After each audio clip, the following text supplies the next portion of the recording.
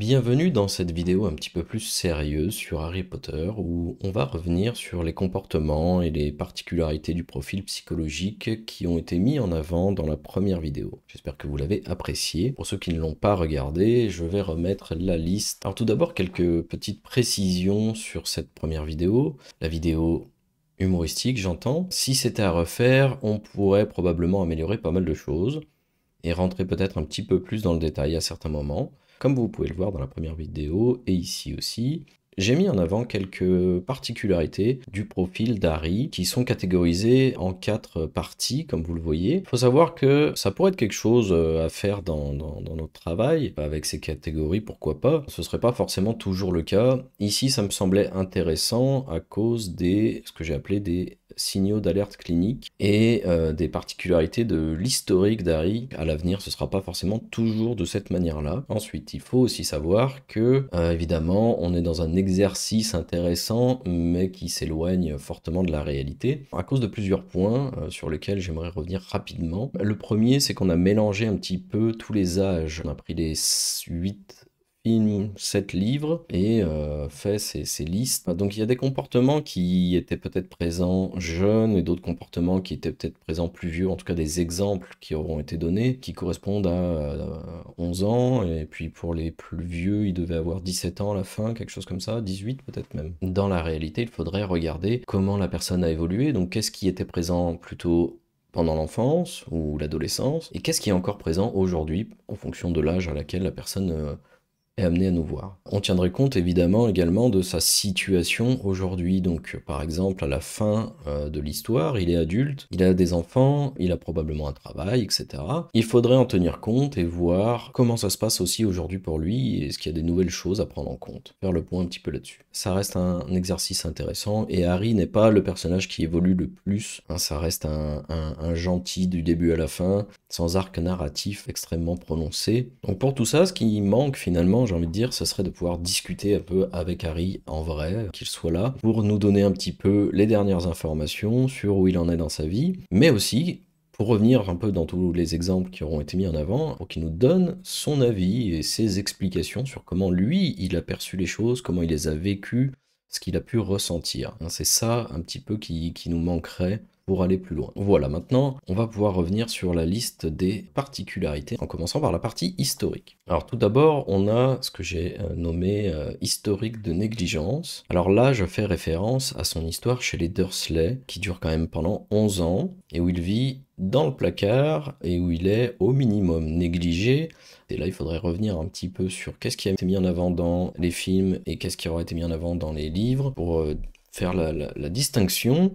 Mais au minimum, on peut dire que c'est un contexte difficile pour Harry pendant de longues années. Ensuite, on arrive aux conditions de vie inhabituelles, l'internat. Après avoir passé 11 ans chez les Dursley, dans une relation compliquée avec les adultes autour de lui, au minimum, il arrive en tant qu'interne pendant 6 ans, là où ses relations avec les adultes vont être une relation d'élève à enseignant, malgré peut-être quelques affinités particulières avec Dumbledore. Ça reste des conditions inhabituelles pour un enfant, hein.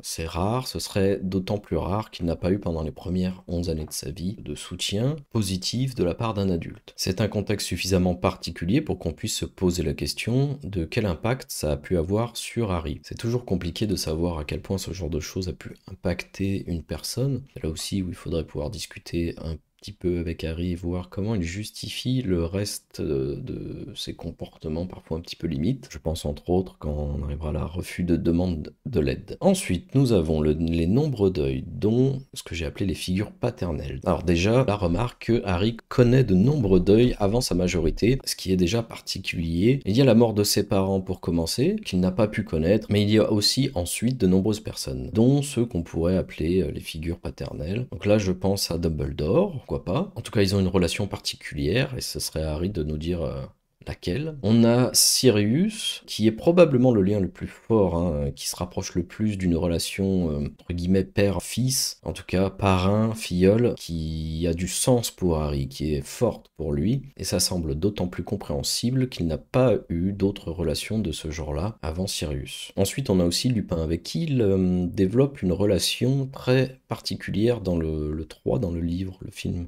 Numéro 3, on n'est pas dans une relation qui fait penser à celle de Sirius, évidemment, mais Harry se rapproche d'un adulte, développe une relation particulière où il va partager des craintes, des peurs. Lupin fait office de mentor privilégié pour Harry, on peut dire au minimum, avec toute cette partie où il lui apprend le sort du Patronus. À la fin du tome 3, Lupin doit partir, on pourrait dire une forme de deuil déjà pour Harry à ce moment-là. Il meurt en vrai bien plus tard, mais c'est surtout, je pense, à la fin du tome 3 où on pourrait supposer que ça a impacté Harry de manière importante. Ensuite, j'ai mis ciblé par un serial killer et son groupe de tueurs. Je fais évidemment référence à Voldemort et au Mange-Mort. Alors c'est plus ou moins vrai en fonction des moments. Pendant les 11 premières années de sa vie, il est relativement tranquille. Dès le début du tome 1, il y a des questions qui se posent. Au minimum, à partir de la fin du tome 1, Harry sait que Voldemort est toujours vivant d'une manière ou d'une autre, qu'il y a des gens qui peuvent travailler pour lui, et que il est en danger.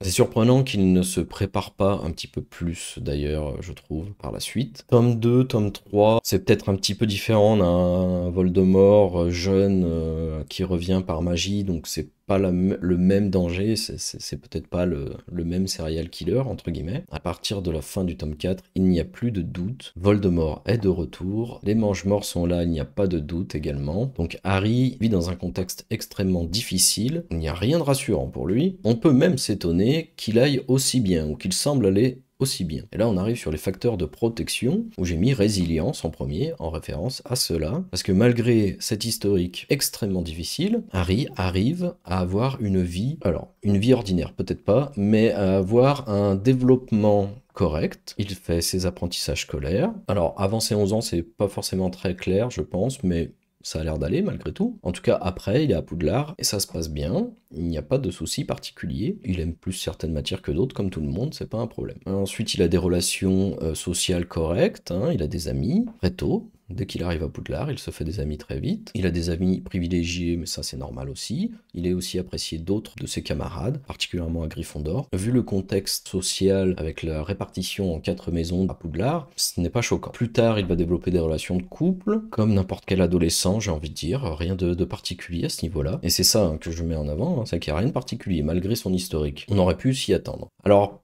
au niveau de la vie adulte, on a un peu moins d'informations, mais il a l'air d'avoir un travail plus tard. Donc là aussi, pour le moment, pas d'impact concret sur d'autres aspects de sa vie, autre que peut-être ce que j'ai pu mettre dans signaux d'alerte clinique. Dans les facteurs de protection aussi, hein, les choses un peu rassurantes donc, on peut mettre donc à la fin qu'il est marié avec des enfants et des amis. Alors les amis, il en a, comme je le disais, du début à la fin, à partir de ses 11 ans. Ça c'est très positif évidemment. Ensuite, il est marié, il a des enfants.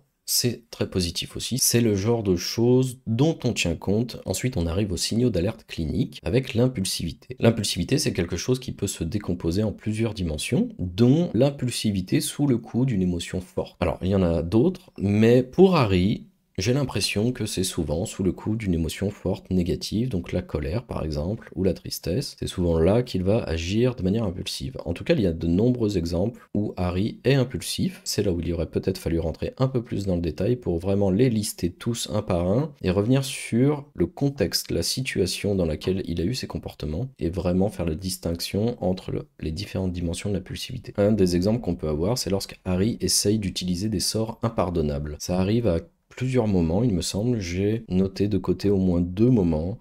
Une fois sur Rogue, il me semble que c'est à la fin du tome 6, et une fois sur Bellatrix, il me semble que ça c'est plutôt à la fin du tome 5. Donc sur Rogue, ce serait après que Dumbledore soit mort, et Bellatrix, ce serait après que Sirius soit mort. Ce n'est pas quelque chose auquel Harry a réfléchi au moment où il a utilisé ces sorts-là, ou même essayé de les utiliser. Vu le contexte, on peut comprendre une réaction forte, on peut comprendre qu'il ait envie de se venger, etc., qu'il soit de foudrage, tout ce que vous voulez. Ce n'est pas pour autant que c'est une bonne idée, c'est malgré tout quelque chose qui aurait pu l'amener en prison, je pense. Ou en tout cas lui créer d'énormes problèmes avec la justice. Ensuite, on a les comportements de mise en danger, peut-être suicidaires. On a lorsque Harry se sacrifie pour vaincre Voldemort à la fin du tome 7 ou aider à vaincre Voldemort. Ce comportement-là n'arrive qu'une fois, mais il est suffisant pour être noté. J'aurais peut-être dû le noter à part d'ailleurs. Parce que les comportements de mise en danger, eux, ils sont nombreux. On a l'exemple de la voiture volante, lorsqu'il vole la voiture avec Ron au début du tome 2 pour aller à Poudlard. Évidemment, c'est une très mauvaise idée.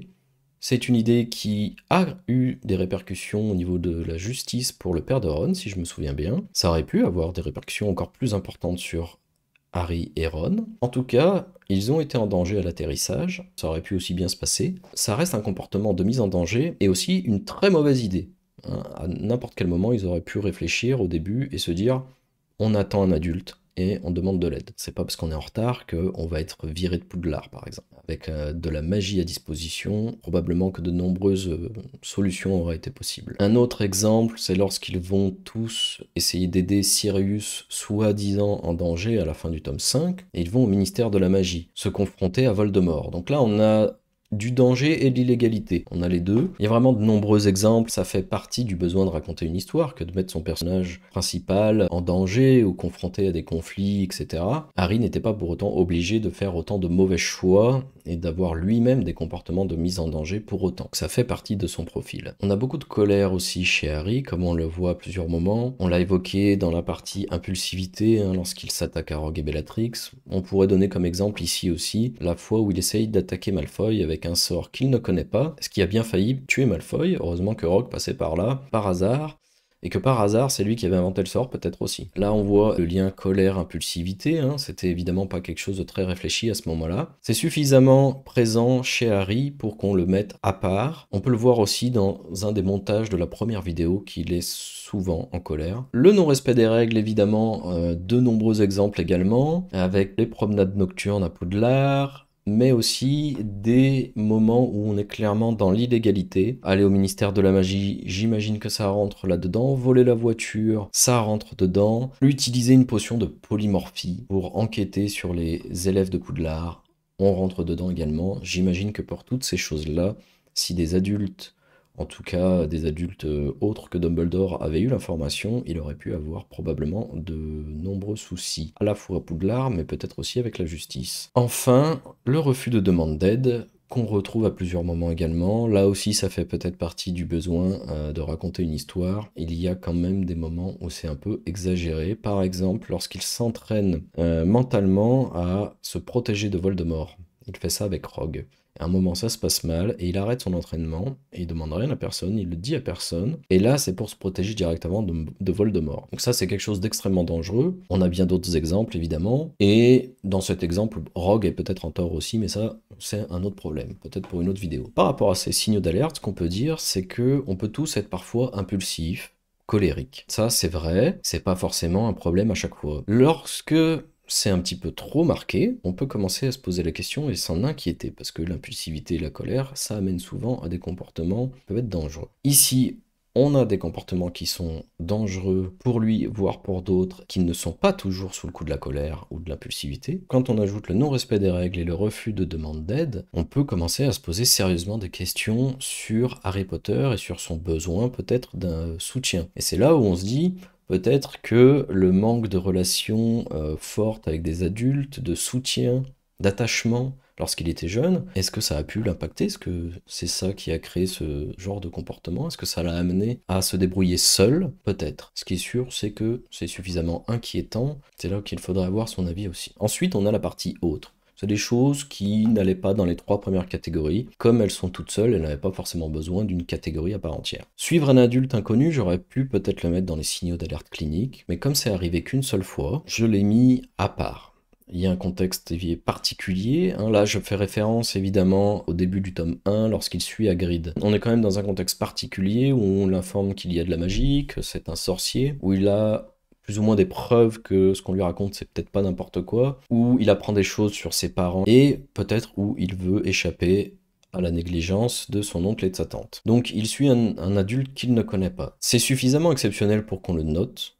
Peut-être que ça peut se comprendre. Ici, l'importance du contexte culturel, j'ai envie de dire, donc magique ici, est très important. Et ce que Harry en dirait également. En tout cas, c'est suffisamment exceptionnel pour qu'on se le note de côté. C'est le genre de choses qu'il faut avoir en tête lorsqu'on essaye après de comprendre le profil général. Ensuite, on a suivre sans rien dire. Donc là, je fais référence au moment où Harry suit les propositions des autres. Il y a plusieurs exemples, mais c'est peut-être un peu fort. Là, il faudrait revenir un petit peu sur chacun des exemples et les remettre dans le contexte pour voir si il manque un petit peu d'affirmation de soi, par exemple, ou non. Souvent, c'est peut-être des bonnes idées parce que c'est Hermione qui les a par exemple. Je pense à l'armée de Dumbledore entre autres, où c'est Hermione la force moteur un petit peu derrière la création de l'armée. Enfin, l'intolérance à l'injustice, c'est vrai qu'on voit souvent Harry s'énerver ou s'offusquer en tout cas de certaines choses. Par exemple, Malfoy, le comportement de Malfoy en général. Dès le début, Malfoy fait très clairement comprendre qu'il n'aime pas Ron, qu'il n'aime pas les pauvres, ce genre de choses. Il fait des remarques là-dessus. Et Harry choisit immédiatement d'être plutôt du côté de Ron. On le voit très vite également avec le chapeau, où il demande à ne pas aller à Serpentard. Dans la première vidéo, on a fait une petite blague sur l'intolérance à l'injustice quand ça l'arrange, parce que quelquefois, ça lui est arrivé de profiter d'injustice. Être dans l'équipe de Quidditch en première année, alors qu'il n'a pas le droit normalement, qu'on lui offre un balai, en première année également, qu'on lui offre la cape d'invisibilité, la carte du maraudeur peut-être. On pourrait dire que c'est un petit peu de l'injustice. Son traitement par Dumbledore peut-être parfois un petit peu préférentiel aussi. On lui pardonne évidemment tout ça sans problème. Et l'intolérance à l'injustice, c'est beaucoup plus souvent l'injustice perçue contre soi que ce dont on bénéficie soi-même. Alors, maintenant qu'on a fait un petit peu le tour, on peut essayer de comprendre le profil global de Harry. Déjà, avec cet historique particulièrement difficile, on peut quand même se poser la question de l'origine des signaux d'alerte. Est-ce que ces comportements sont là parce que personne n'a jamais été là derrière Harry pour lui dire de faire attention? Est-ce qu'il a manqué de certaines expériences, de certaines relations à une époque? On peut aussi se poser la question de est-ce que Dumbledore était au courant depuis longtemps que Harry devait mourir, et c'est pour ça que lui n'a rien fait depuis un moment? Mais ça, c'est autre chose. Alors ça, c'est de la supposition. Ce qui est sûr, c'est que Harry, tel qu'il est décrit ici, et en supposant qu'il soit toujours à peu près comme ça au moment où il viendrait en rendez-vous par exemple, il pourrait bénéficier d'un suivi. On remarque deux situations particulières où il peut vite se mettre en danger ou mettre d'autres personnes en danger, c'est lorsque il est sous le coup de la colère et lorsque quelqu'un est en danger. Là, on revient au contexte et on se dit le fait qu'il soit ciblé par un serial killer et son groupe, c'est des choses qui viennent potentiellement créer ce genre de situation, donc c'est pas de sa faute évidemment. Ça n'empêche pas qu'il faudrait travailler dessus parce que c'est dangereux pour lui, voire pour ses amis. De plus, on peut imaginer qu'à l'âge adulte, il est devenu Aurore. En tout cas, c'était une de ses idées à un moment. S'il est devenu Aurore, il peut se retrouver dans des situations dangereuses, voire perdre peut-être un partenaire, ce genre de choses. Et là, les problématiques qu'on a évoquées, on pourrait les retrouver, la colère, etc. Ou alors, quelqu'un pourrait être en danger, et au lieu de réfléchir posément à un plan correct, il risquerait de se mettre en danger, peut-être inutilement. Alors, on peut supposer que l'entraînement en tant qu'Aurore l'aurait préparé à ce genre de choses, mais en tout cas, vu son profil, on pourrait se poser quand même des questions, et peut-être que c'est quelque chose qui aurait pu être tenu contre lui s'il avait voulu essayer de devenir Aurore. Alors en supposant que le Harry qui est décrit ici soit toujours le Harry adulte, par exemple, il serait important pour lui de travailler sur ses compétences émotionnelles, avec la colère en particulier, sur son impulsivité, on a vu que c'était un petit peu en lien déjà, et sur la résolution de problèmes, c'est-à-dire prendre le temps de réfléchir un petit peu posément et faire un petit peu toutes les démarches de la résolution de problèmes, surtout la partie réfléchir à plusieurs solutions avant d'en choisir une. Ça, je l'ai évoqué dans la première vidéo. Voilà, on en a un petit peu terminé pour Harry. J'espère que cette vidéo vous a plu et qu'elle vous aura permis de voir les choses sous un angle différent concernant les comportements parfois peut-être étranges de Rogue, de Dumbledore ou d'Harry. Voilà, j'espère vous retrouver très vite dans une prochaine vidéo.